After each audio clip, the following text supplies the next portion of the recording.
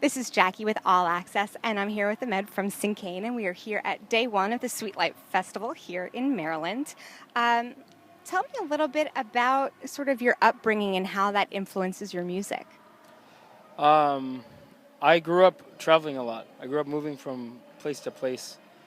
My family's from Sudan, but at a young age we moved out of Sudan to the United States. And I was also born in England, so um, I guess it's allowed me to, as an adult, to experience the world with an open mind. I've been able to learn about different people all over the world, and I think that has allowed me to absorb a lot of different cultures and how people experience culture all over the world, and that kind of becomes pretty apparent in my music. And music is probably the one thing that all cultures have in common, so I think that that's sort of a thread that kind of ties us all together. Tell me how your sound has evolved from your first LP to your current release. The first few releases uh, that I wrote were a bit more abstract. The sounds weren't as defined as they are now, and the subject matter wasn't really there. It was more about the music than it was about the lyrical content, and really just if it boils down to, like, I didn't know what I wanted to write about. I didn't know what I wanted to do. I just knew that I wanted to emote in some sort of way. So I was really interested in like psychedelic sounds and in like ambient tones, and just more interested in music and understanding how I related to music. And after I got that out of my system, I think it became important for me to talk about things and use music as a vehicle to express myself and also to learn about myself.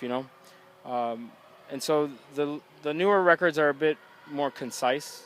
The structures and the arrangements are a bit tighter and more fully formed. And yeah, just take it from there, I guess. So, is there one song right now that best represents your sound?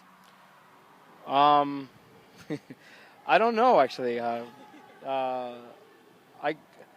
it all really kind of represents my sound. I'm starting to write a new album now, and went back to listening to my first few records, and I really miss that kind of youthful energy that I had, and the kind of like kid in a sandlot, just mushing up Play-Doh and doing whatever that it was like back then. So I think it's really just all of the records are an evolution of where I'm at and how I'm growing as a person. So the next one will represent me, for where I stand now, and that one will do the same. Then the one after that will do the same. What is your songwriting process like? It's always changing. At first I did everything myself. I wrote all the music myself, and I recorded all the music myself. But as I've written more records and played with more people, I found it really interesting and really fun to bring in the people around me to help me with writing music. So the last two records I wrote with my friend Greg LaFaro, and now that the band is doing pretty well in the live setting, I want to use everyone that plays with me live to write music with me in the future as well. So I definitely have my own time, but then I like to give it away and see how other people interpret it, and then kind of bring it back to form into something. Learn a lot from your fans, I'm sure. How do you make sure that you leave a lasting impression with fans, especially when you play a big festival like this? I just think it's important for us to have fun on stage. If people see that you're having fun on stage, then it gives them the opportunity to do the same. It's a conversation, really. Like you're performing music for people, and they're responding back to you. So if you give them the impression, or you show them that this is exciting for you, then they'll respond positively with it to you. I would agree. I don't like a straight-laced show where everyone's just playing the CD or playing the track after track. How do you use social media to connect with your fans out there? It's definitely a tool and a vehicle for me to tell them what's going on. I like to open up some sort of dialogue about the stuff that I'm thinking about, hoping that people will respond. I'm always up really late thinking too much, and I use Twitter sometimes for that. I also like to post a lot of pictures about food, and No, really? Yeah. You like to post pictures about food? I find that shocking. So groundbreaking, right? Yeah, it's pretty ridiculous. But I've received a lot of responses from fans to tell me when I go into their town, like to tell me about really nice places to eat. You know, because half of touring is eating well, and I like to I like to do that. And judging from your Facebook, you do eat well. I've seen some of your food photos. It looks nice that you don't stop at just like the fast food place on the road. Is there any stop or any bit of advice that really sticks out because it was just even better than you imagined?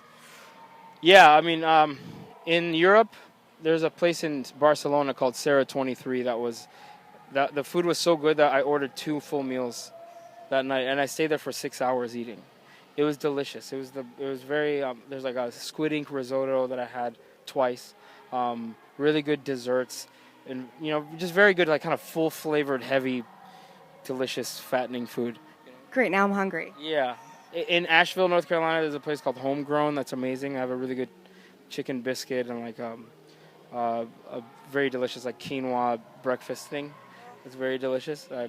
Stuff like that, I'm really into anything very full flavored and high cholesterol. But that's the stuff that tastes good. I don't blame you. Yeah. Now, you definitely travel a lot. You've always traveled a lot. Are there a couple of radio stations that you sort of find yourself going back to, either locally or on the road, that sort of give you what you want to hear? Well, we get a lot of support in Europe, in the UK in particular, from BBC. BBC Six is really big. XFM there is really big and really fun. Funk House in Germany is a pretty big one too. That's pretty exciting. Yeah, just kind of that kind of things.